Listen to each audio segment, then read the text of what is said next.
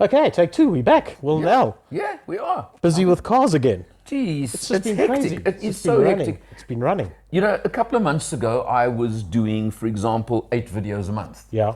I'm now doing approximately 15 videos a month. And that's pretty much. Well, there now, are I two of suppose us you're going now, to tell yeah, me yeah. you're going to claim credit in a No, second. no, none at so all, I none better at all. keep quiet on the subject before you get big-headed or more big-headed than you already are. Look or at one of the two. size of my head on this hat. It Yeah, works exactly. Fits like a charm, and I'm glad that actually the color coding matches. I'm very Well, you see, impressed with I had to now interfere and make sure that you were color-coded. I am, as always, just this jacket is black, but you can see that's my natural way of doing things. But it's part of your training. You that see, you have to undergo. Color coding doesn't work for me. I just get clothes and things, and it's kind of like the car we're talking about now, the BMW. Yeah, It doesn't 220. 220 diesel. Correct. Diesel. Yeah. 220. Diesel. Took me back to the first time I was ever introduced to turbo diesels. Back Okay. in the day when Ian Shrosbury came running into the top car offices saying, this 330 turbo diesel BMW thing is the best thing we've ever seen. Who wants to come for a drive? And everyone was like, So I said, all right, I'll go, dear. I'll go. Ian, take me. Scare me. Yeah, Man alive. he did. 330 diesel. I've never forgotten it. It was quite a thing. The funny thing is that, if I'm not mistaken, I know let me get this right, I think BMW South Africa are not bringing the 30 diesel engine in anymore. Well, I don't think they have to. The 2 litre is now so good. Yeah, but the 3's just got a bit more to it. But you know what's strange about the 2? You mentioned the 2-litre diesel now. Yeah. It's been around for so long. It is. I think It's archaic. Is it not the same one that they had when they had the 330 and the 220 and the 320 diesels? I'm sure it's the same been engine. around for what? But probably nearly 30 years already or something crazy. Don't mess with perfection. Yeah, I mean, 140 kilowatts, 400 newton 400. meters. Are you quoting numbers? I'm for once? quoting numbers Good because grief. this car interested me. Good grief. And That's how much first. is it? It's 800 and 820 rounded off. 820. So we slated the X3 for not having electric seats at 8. And this one doesn't whatever. either. And this one doesn't either. And it also doesn't have adaptive cruise control. No. So let's just get that out But of you the can way. get these things as extras, tick box, Tick pay more box, money, pay and more, whatever. and you'll get it. Fabulous car. You know, Fabulous car. It put a smile on my face Yeah. because it takes you back to what BMW should be about, and that's pure driving pleasure. If I'm going to use their marketing bullet, well, because that's what this car is. It's Sheer driving driving pleasure. Whatever. Yeah. Okay. Whatever. Yeah. But look, It's a driver's car. Finally. the thing about this car, the 2, and I shot my video review this morning. Yeah. And one of the comments I made was, as impractical as that car is, Don't being care. the 2-door, try and get in the back. Don't care. And I will Okay. never sit in the back of one of those cars. but now, ever. no, well, exactly. It'll be a neither would I. hard press to get me out of the Listen. driver's seat into the passenger seat. My vertically challenged life that I live, and I'm scraping my head on the roof in the back. Yeah. Okay, says a lot. I scrape my head on the roof on the front. Right, exactly. There is that problem too, unless you get the seat set really low down. But that's point 1. Point 2, you've got the nice sport seats with the big headrests. Yeah. Sit in the back. You are sitting like that. Yeah. And add insult to injury. Do you know that the back windows don't open? So it's a Continental GT Speed where the back seats are there for show, just to say you've got Exactly. back seats, and that's where you put your luggage. But now, the point being, my point in the stage in life, that's perfect for me. It's Absolutely, ideal. exactly. I'm happy with it. I get in, I drive where I want to go, Yeah. and if you want to come with, that's fine. If you don't, stay it up. Done. So, and my comment in the video this morning was, this actually would probably, I'm talking the body, not the engine at the moment, would probably be my choice of the BMW range right now. Looks good. It looks good. It looks good. Unlike the Grand Coupe, which looks like the back end got smashed in or hit by a bus or something. You know what this reminds me of? It reminds me a lot of the Porsche Cayman. Porsche Cayman by itself, bog standard out of the factory. Oof, no, it's not a pretty thing. Yeah. Not a pretty thing. But this one looks good. Put the GT4 body kit onto the Porsche Cayman and it is sexy. It is Cinderella transformed. It's just amazing. And this car does the same sort of thing to me. Yeah. The back end of it is unbelievable. The front end looks right. Yeah. From the side, I'm still not sold on the side view of the I'll car. live with the side. But you know what? But- It's Look, the other thing that surprised me about this, because it's the compact coupe in the range, Yes. and it is, Yes. I found that ride smoother and more supple than a lot of the other BMWs. I haven't driven enough BMWs to comment, but the ride on this one is exceptional. I mean, even the X3, I found the ride much harder and bouncier and whatever. You know, it's a case of I only had the car for 2 days because you were so mean and horrible to me to only give it to me. For Oh, that length of don't time. go there now. But If I'd given it to you for 5 minutes longer, there would have been 0 fuel left in the tank. you got back over half a tank. No. The Less beauty, than, the but- beauty. You're interrupting my train of thought. The beauty about this car is that you can get into it and it inspires confidence from the immediate get-go. Yeah. You feel comfortable. You're in control. The car has that innate ability to communicate what's happening with the road to you as the driver, and it puts the emphasis on you as the driver. It doesn't take away any of the driving experience. Okay, it's got all the net nanny BMW things about of road course safety it and stuff has. that you can turn on and off and blah, blah, blah, what have you. But the simple fact of the matter is it reminds me very much of my old MGC where you jump in and you turn it on and off you go and you own the car. You own everything that happens with it, and it's up to you as to what actually happens in the driving experience. That's what that 2 Series gave to me. Yeah. The thing that I struggle to get my head around, and thank goodness that diesel engine is as brilliant as it is. Because to me, putting a diesel in that body is almost a contradiction to start with. We're talking about now what happens when you go to a slightly more powerful motor in the car. For instance, the 240, which is now double the power. But you see, now I'm going to, but that's big money. No, I mean, not big money. It's big power. It's silly power. Jump. 285 kilowatts. It's silly money because I think it's something like 1.1 million unspec'd, if you know my meaning of those words. Yeah. So you're talking crazy money, crazy everything. Now, my feeling, BMW have got the perfect engine. They've got the 30, as they call it, petrol engine. 6-cylinder. No, that's the 40. The 30 is the uprated, up-turboed 2-litre. If that makes sense. 190 kilowatts. The latest is, it was 180 for a long time, it's now 190. Yeah. Just picture that engine in that 2 Series body. Yeah. Still rear-wheel drive, because remember, the 240 goes to the X-Drive. Yes. So although you got extra power, you got extra weight, extra drag, extra blah, blah, blah, blah, you know? Yeah. Fine. But I reckon a driver's car, par excellence, would be the rear-wheel drive 190 kilowatt. Petrol engine. That would be fun. Although not for you, because I'd be very tempted. No, I'd be very tempted to play with that because I think you're right. The diesel is powerful enough. It's more than. And that sheer stomp that it gives you when you're asking for the 400 Newton meters, they're there almost immediately all the time. The gearbox is fantastic. The steering is fantastic. Gearbox, the braking is fantastic. The handling is superb. What I loved about the car is that it's got 2 stages to its traction control. So you can have traction control on, you can have traction control partially off, or you can have traction control fully off. Now, if I'd had a lot more time with the car, I might have gone to fully off.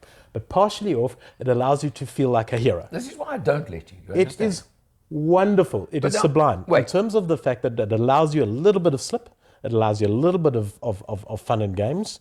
And you get the sense that actually, if you could turn it all the way off and take it to a track, you could have a lot of fun as a track day car with the BMW. But then imagine with that 190 kilowatts. Imagine with the 190. Yeah. But now, the other side. But if you go to the 240, right? So whilst we're on the topic of double the power in that car, you got a Porsche killer. It's going to probably it's going to be something close. else. Yeah, it's going to be close. I'll agree with you. But now, why would anyone buy the diesel version? Okay, besides the fact that it's a sports diesel. No, there's a good reason why. I got the car, and I did an economy run. Deliberate economy run. I know. We know where we're going with this. We know where we're going with this. Don't pull faces at me, okay? Yeah. No, it was a deliberate economy run. I went through to Harties. And what did you get? Under 7? Wait. I was cruising at speed limit by economy run. My version of an economy run is not freewheeling at 60 and things like that. I'm talking sitting at the speed limit. Sure. Okay, so and through those twisties, you can go at the speed limit and still enjoy the drive. I got two Hearties showing 4.9. 4.9. Yeah. Okay, return trip overall, it was, I think, 5.5. That's when I made the mistake of handing the car to you, because I suddenly got it back showing, including my driving, remember? Yeah, but you only did 100 Ks. I did about 150. Okay. But including my driving, it came back from you showing 8.3. I had to work to get it up to 8.3. Yeah. So all my driving was in town. I did no highway driving at all, and I did no braking driving, as I call it. So no braking driving is when you just stop braking. Well, and you just I drive took from A to B. Through to Geratech yesterday. Yeah. And I wasn't economy driving, but I wasn't pushing. Yeah. I was driving as if I drove the car myself every day. Okay. And I pulled your figure back down to 7.7. 7.7. Yeah, you would if you're doing a bit of open riding. Which I would actually say to you should be a rough, yeah. The worst most owners should do with that car, unless they are lead-foot Kellys. Round about 8 is where I think the average is going to be. No, I think it could be slightly better. And as I said, unless they're lead-foot. If you're just doing town driving, if you're doing some open road cruising on that, it'll drop it. Well, if you use the normal mix, you should be. I would say 7 would even be high as an overall figure. No, I agree. I mean, I've read cases and I've tested that 320 diesel engine before, where I had a 320D a couple of years ago. Yeah. And I didn't play hooligan with it, but I did quite a lot of open road cruising and whatever. And I remember giving it back, I speak under correction, on something like 5.6 for the week. Yeah. That's what it's capable of. I mean, and that's I mean, if you go back, it's not far off what the 2-liter diesels did 30 years ago. Correct. Yeah. I mean, they've always been pretty fuel efficient. Yeah, but they didn't have the performance. We're getting a bit more power out now, and we're still managing some degree of that reasonable engine efficiency. Would have given you 80 kilowatts if you were lucky. Yeah, turbo diesel. Maybe 90. Yeah. Okay, maybe 90, and it probably would have had 250 Newton meters. Now you've got 140, 400. Yeah. There's your contrast. Yeah. Okay, so now there's one other thing I've got to point out. There's one other thing. Obviously spec'd on this car, and I wish I had a picture to show you right now, but I'm assuming it's a little box that someone ticked somewhere. Yeah. The M Sport logo on the inner door panels. Oh, glows at night. Yuck! Kitsch is not the word. I actually quite like that, I have to say. It just speaks to me of the fact that this is now, you're into M country, M territory almost. Kitsch. Too kitsch. And M's no longer the subtle thing it used to be. Now it's out there. You know, yeah, but I mean, really, you got to show it to everyone. That one just went a step too far. Well, but now one other thing on the car actually as well. Don't care. Still buy it. Take my money. No. I told you I'll buy it. Yeah, absolutely. I've got no problem. I just wouldn't tick that box. Yeah. Easy fix. You might have to pay them a little bit to take that off. Well, believe me, I wouldn't have it. That's the point. Okay. I would tick the box for electric driver's seat. That's for sure. Absolutely. But now, there was one other thing that confused me a bit on that car. I'm talking on the spec of the car. Is when you approach the car with the typical BM key, it flips the mirrors, you touch on the handle, it unlocks the doors. I just opened the handle. Well, right, okay. Keyless entry completely. Yes, but it's not a full-on keyless lock. No, when you walk away. When you walk away, it locks. Yes. But I generally prefer to check the car locks. Yes. So I like either the touch, either a button even, a little button you press, or alternatively, weather permitting, because it's obviously temperature controlled, where when you touch on the handle, it locks. Okay. This one didn't actually have that function. I'm sure it's an extra. I'm sure you can get it. But to me... I didn't get that far to notice it, I must be honest. Yeah, I'm just saying, I always comment like cars that don't lock on pull-off. In the South African context, no. I want it on any car I drive. Must have it, yeah. And I will continue to moan about that on cars that don't have it.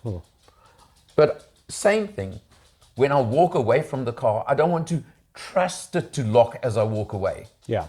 I want to know it's locked when I start, when I leave the car. Minor details, don't care. I Love know, the car. but hang on. Proper driver's People environment. say, oh, you rave about every car. Not every car you ever drive can be perfect. All I'm saying is, much as I love this car, and I've said, I'll repeat, I would buy one.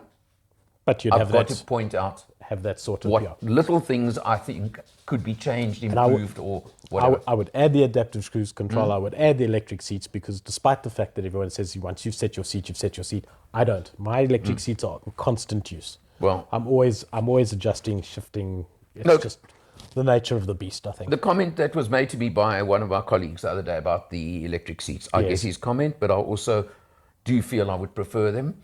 Adaptive cruise control, I'm going to differ. No, once you've had it, I've had it on enough cars. The thing is that it's hard to live without. No, well, personally, I don't use cruise control very often. I do on the highway.